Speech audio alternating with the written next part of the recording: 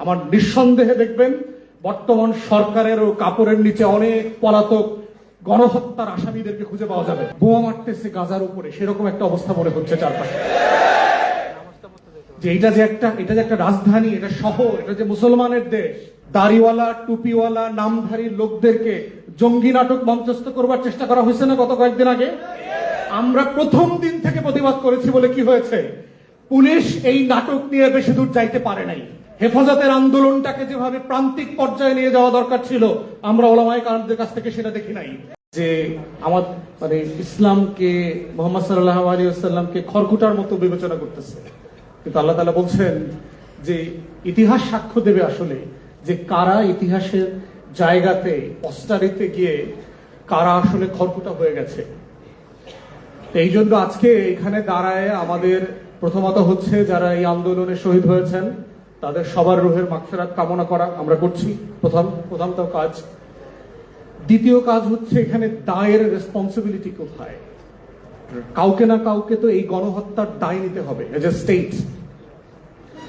আজকে এখানে আমাদের প্রিয় স্বপন ভাই, রতন ভাই আছেন, ওনারা বিএনপি আকারে না, স্টেট আকারে যেহেতু ওনারা সরকারে রাষ্ট্রকে রিপ্রেজেন্ট করেন, তাই আমাদের দাবি দাওয়াগুলো ওনাদের কাছে বলতে হবে এবং ওনাদেরকে এই দায়ও নিতে হবে, রাষ্ট্র আকারে ওনাদেরকে দায় নিতে হবে।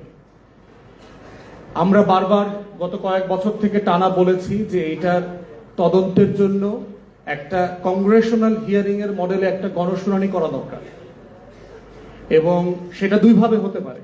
একটা হচ্ছে যে আপনি ইনডোরে পার্লামেন্টে করতে পারেন, ক্রস পার্টি স্ট্যান্ডিং কমিটি দিয়ে করতে পারেন, বাট আমরা বারবার প্রস্তাব করেছি যে আপনারা ক্রস পার্টি পার্লামেন্টেরিয়ান এবং এক্সপার্ট, মানবাধিকার কর্মী, আইনজীবী, ওলামায়ে কেরাম যারা আছেন, সাংবাদিক, তাদেরকে সবাইকে নিয়ে একটা বড় প্যানেল করে শুনানি হওয়া দরকার এবং সেটা লাইভ ব্রডকাস্ট হতে হবে, যেভাবে সংসদ ব্রডকাস্ট হয়। যে সেই দিনকার কি হয়েছে তার আগের দিন, সেই দিন, পরের দিন, এই যে হাজার হাজার লক্ষ লক্ষ ওলামায়ে কেরামরা এসছেন, বিকালে সন্ধ্যার পর থেকে পুরো রাত জুড়ে এই যে লক্ষ লক্ষ বুলেট মারা হয়েছে, তার আসলে ফলাফলটা কি দাঁড়িয়েছে? নেট বন্ধ করে দিয়ে, টেলিভিশন বন্ধ করে দিয়ে, শাটডাউন করে দিয়ে, ডিশ বন্ধ করে দিয়ে, টোটাল এলাকা খালি করে, বিদ্যুৎ কেটে দিয়ে 1.5-2 লক্ষ বুলেট ছুড়বার যে অভিজ্ঞতা, ওই এলাকাবাসী সেই দিন পাশে ছিলেন, শুনেছেন। আমরা দেশের বাইরে ছিলাম, কিন্তু এলাকাবাসীর কাছ থেকে শুনেছি, মনে হচ্ছে যে এখানে যুদ্ধ হচ্ছে, ইসরায়েল বোমা মারতেছে গাজার উপরে, সেরকম একটা অবস্থা মনে হচ্ছে চারপাশে। যে এটা যে একটা রাজধানী, এটা শহর, এটা যে মুসলমানের দেশ। আমার বাংলাদেশের যে কারো 13 দফার বিষয়ে দ্বিমত থাকতে পারে, 13 দফা কারো একমত হওয়া জরুরি না, কিন্তু রাষ্ট্রের কাছে 13 দফা নিয়ে এসে এইটা বাস্তবায়নের দাবি করা হচ্ছে গণতান্ত্রিক অধিকার। যে কেউ করতে পারতে হবে, রাষ্ট্র বলতে পারতে হবে যে আমি কোনটা করতে পারছি, কোনটা করতে পারছি না। এটার নাম হচ্ছে রাষ্ট্রের সাথে নাগরিকদের যে সামাজিক চুক্তি, এই ডায়ালগ এবং কনভারসেশনের জায়গা। সেইটা না করে রাষ্ট্র যেটা করেছে, রাষ্ট্র গণহত্যার পথ বেছে নিয়েছে। এবং এই গণহত্যার পথ কেন বেছে নিয়েছে, 4টা মোটা দাগের বড় গণহত্যা কেন আওয়ামী লীগকে করতে হয়েছে, সেইটার রেজাল্ট আমরা দেখেছি গত কয়েকদিন আগে। গেরুয়া বাহিনী, বিজেপি যখন পশ্চিম বাংলা দখল করেছে, এখানে তো ভোট হয় নাই, দখল করেছে, ইলেকশন ইঞ্জিনিয়ারিং করে দখল করেছে। ততএব আজকে এই জায়গাতে এসে আমরা সরকারকে আহ্বান জানাচ্ছি, আপনারা পার্লামেন্টে এবং পার্লামেন্টের বাইরে একটা পাবলিক কমিশন করেন হিয়ারিং এর জন্য, গণশুনানির জন্য। সেইখানে প্রত্যেক মাদ্রাসা থেকে যারা এতিম ছেলে মেয়েদেরকে নিয়ে, বাচ্চাদেরকে নিয়ে ঢাকাতে এসেছিলেন, তারা তাদের গল্পগুলো এসে বলতে পারবে। তাদেরকে কাঁদতে দেন, জনগণের কাছে, মানুষের কাছে কাঁদতে দেন সেদিন তারা আসলে কি দেখেছে, তারা কত রক্ত দেখেছে, সেদিন কত হাজার স্যান্ডেল দেখেছে। ডাস্টবিন ক্লিন করে সিটি কর্পোরেশন একজনের কর্মকর্তা আমাকে বলেছে, আমার জীবনে আমি এত রক্ত যেমন দেখি নাই, এত স্যান্ডেলও দেখি নাই। কি পরিমাণ জিনিস সেখান থেকে ক্লিয়ার করতে হয়েছে গত কয়েক ঘন্টার ভিতরে। আমাদের সিটি কর্পোরেশন গুলো যদি প্রত্যেক দিন এত প্রফেশনাল হইতো ময়লা আবর্জনা পরিষ্কার করতে, তাহলে Dhaka should have been the finest cleanest city in the world. সেই আবর্জনা পরিষ্কার করবার দায় রাষ্ট্র সিটি কর্পোরেশন নেয় না, কিন্তু শহীদদের রক্ত পরিষ্কার করবার দায় অল্প কয়েকটা ঘন্টার মধ্যে তারা নিয়েছে। এবং যারা করেছেন সিটি কর্পোরেশনের সেই কর্মকর্তারা সোনার বাংলায় এখনো আছেন। গণতদন্ত কমিশন করেন, কারা কারা সেদিন দায়িত্ব পালন করেছেন।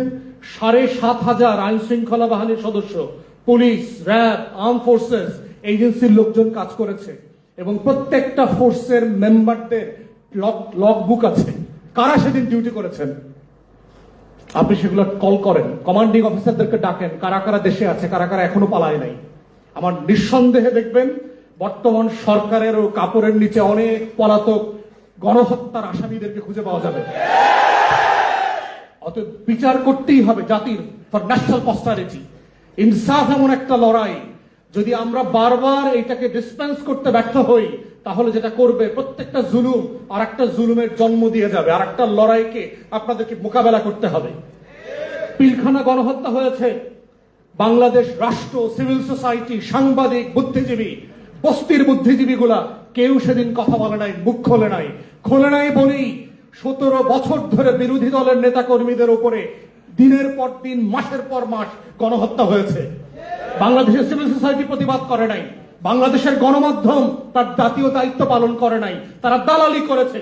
সিম্পলি সরকার, আওয়ামী সরকার এবং ভারতের দালালি করেছে, সত্যের দালালি করে নাই, রাষ্ট্রের পক্ষে দাঁড়ায় নাই, শহীদের পক্ষে, জনগণের পক্ষে দাঁড়ায় নাই। এবং সেই গণহত্যা বিচার করতে পারে নাই বলেই আমরা দেখেছি কিভাবে গুম করে হাজার হাজার বাংলাদেশের নাগরিকদেরকে নাই করে দেওয়া হয়েছে। ১৭-১৭টা বছর শুধু গুম করা হয় নাই, হত্যা করা হয় নাই, লাশটা পর্যন্ত মেমোরি, স্মৃতি আকারে শেষ করে দেওয়া হয়েছে। হাজার হাজার পরিবার জানে না কোন দিন মৃত্যু দিবস, দোয়াটা কোন দিন পড়বে, এই মেমোরি পর্যন্ত, এই স্মৃতি পর্যন্ত নাই বাংলাদেশে। বিচার হয় নাই বলেই ২৪-এ আরো ১৪০০ শহীদকে জীবন দিতে হয়েছে। অতএব এই বাস্তবতায় বিজেপির রাজনীতি যেহেতু সীমান্তে চলে আসছে, এটার ডাইভার্স কনসিকুয়েন্স আছে আমাদের রাষ্ট্রে, ফরেন পলিসি কনসিকুয়েন্স আছে, ক্রস বর্ডার টেরোরিজম ক্রিয়েট করা হবে। কয়দিন পরে দেখবেন দাড়িওয়ালা, টুপিওয়ালা, নামধারী লোকদেরকে জঙ্গি নাটক মঞ্চস্থ করবার চেষ্টা করা হয়েছে না গত কয়েকদিন আগে? আমরা প্রথম দিন থেকে প্রতিবাদ করেছি বলে কি হয়েছে? পুলিশ এই নাটক নিয়ে বেশি দূর যাইতে পারে নাই।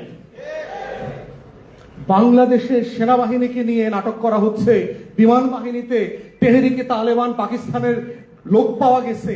তেহরিকে তালেবান পাকিস্তান ভারতের রয়ের টাকায় ফান্ডিং এ চলে, এই গল্প কি আমরা জানি না? আমরা হাওয়া খেয়ে বেড়াই? অতএব এই জঙ্গি নাটক, তেহরিকে তালেবান পাকিস্তানের নাটকের খেলা বন্ধ করতে হবে। যেই নাটক ফ্লপ করছে, যেই নাটক সিনেমা হলে গিয়ে কেউ দেখে নাই গত ১৭ বছর, সেই নাটক আগামী দিনে মঞ্চস্থ করে আপনার শেয়ার বাজারে কোনো দর পতন ঠেকাইতে পারবেন না। অতএব বাস্তবতা হচ্ছে এই গণহত্যার বিচারের দাবি নিয়েই হচ্ছে বাংলাদেশ রাষ্ট্রকে আগামী দিনে মোকাবেলা করতে হবে। বিজেপির এই হিন্দু ফ্যাসিবাদী রাজনীতিকে আমরা কিভাবে মোকাবেলা করব, এবং ওলামায়ে কেরামের হিস্টোরিক রেসপন্সিবিলিটি আছে। হেফাজতের আন্দোলনটাকে যেভাবে প্রান্তিক পর্যায়ে নিয়ে যাওয়া দরকার ছিল, আমরা ওলামায়ে কেরামদের কাছ থেকে সেটা দেখি নাই।